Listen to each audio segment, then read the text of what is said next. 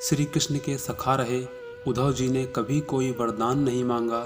जब भगवान श्री कृष्ण का गोलोक जाने का समय आया, तब भगवान श्री कृष्ण उद्धव जी से कहने लगे, मेरे अवतार काल में बहुत से लोगों ने मुझसे वरदान प्राप्त किए, लेकिन तुमने मुझसे कभी कोई वरदान नहीं मांगा। हे उद्धव, मैं चाहता हूँ कि तुम अपने लिए मुझसे कुछ मांगो। उद्धव ने उसके बाद भी स्वयं के लिए कुछ नहीं मांगा।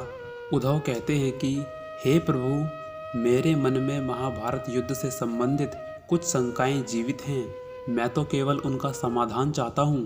तब श्री कृष्ण कहते हैं, मैंने उस समय अर्जुन को जो ज्ञान दिया उसे भगवत गीता के नाम से जाना जाएगा, लेकिन आज तुमको जो ज्ञान दूंगा उसे उद्धव गीता के नाम से जाना जाएगा।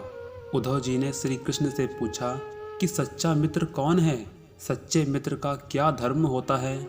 तब श्री कृष्ण ने कहा कि सच्चा मित्र वही है जो मुसीबत आने पर अपने मित्र की हर संभव सहायता करे। तब उद्धव जी ने श्री कृष्ण को बीच में ही टोका और बोले, हे माधव, अगर मित्र को बिना मांगे मित्र की सहायता करनी चाहिए, तो फिर आपने जो मित्रता की परिभाषा बताई है उसे आपने क्यों नहीं निभाया। पांडव तो आप पर अटूट भरोसा करते थे, आपको अपना मित्र मानते थे और आप तो स्वयं त्रिकालदर्शी थे, तो फिर आपने युधिष्ठिर के भाग्य को उसके पक्ष में क्यों नहीं पलटा। यदि आप चाहते तो युधिष्ठिर पासों के खेल में जीत सकता था, तो फिर आपने उन्हें जुआ खेलने से क्यों नहीं रोका। यदि आप चाहते तो अपनी दिव्य शक्ति से पांडवों को जितवा सकते थे।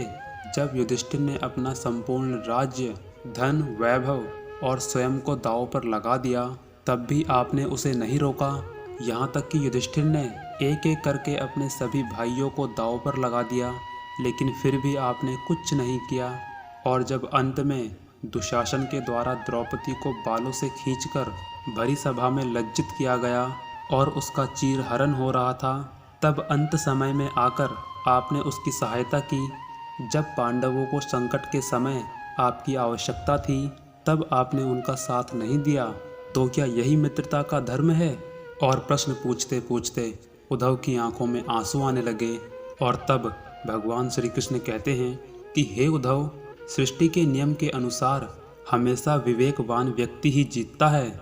उस समय दुर्योधन ने विवेक से काम लिया, लेकिन युधिष्ठिर ने अपना विवेक खो दिया था, इसीलिए उसकी पराजय हुई।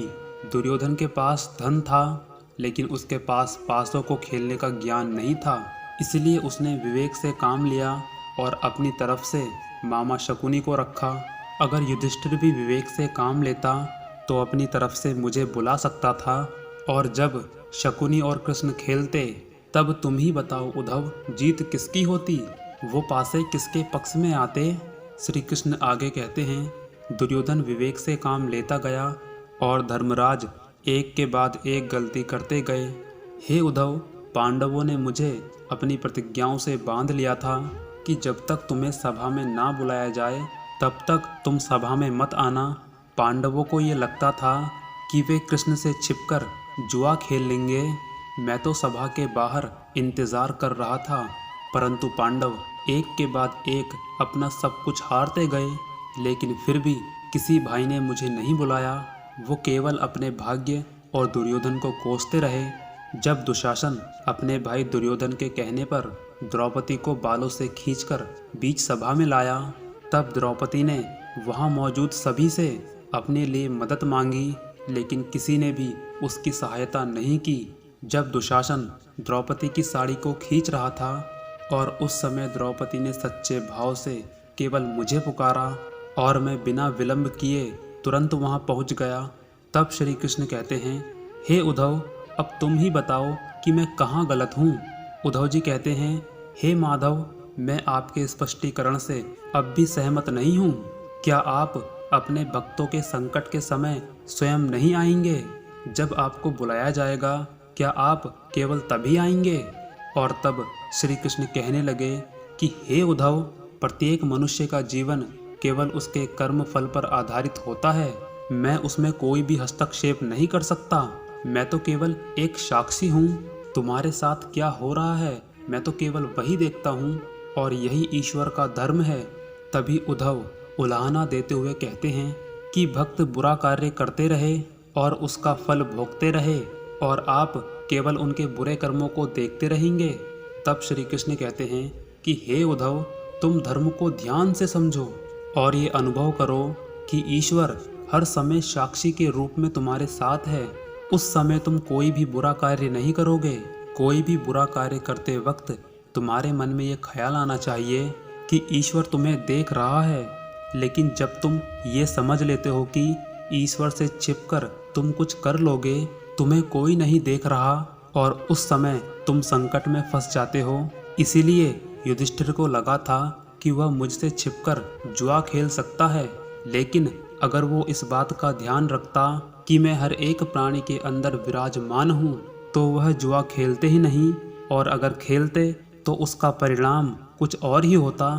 श्री कृष्ण से उत्तर पाकर उद्धव जी अभिभूत हो गए और बोले, हे प्रभु, आपने बहुत ही सुंदर ज्ञान दिया है।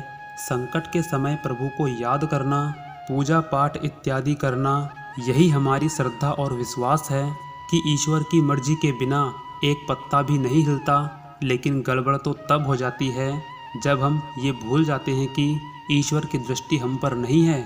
उम्मीद करता हूँ आपको ये प्रसंग जरूर पसंद आया होगा। उद्धव गीता के इस प्रसंग को अपने सभी दोस्तों के साथ शेयर करें और आगे भी ऐसी ही वीडियो देखने के लिए सब्सक्राइब कीजिए हमारे चैनल को। धन्यवाद।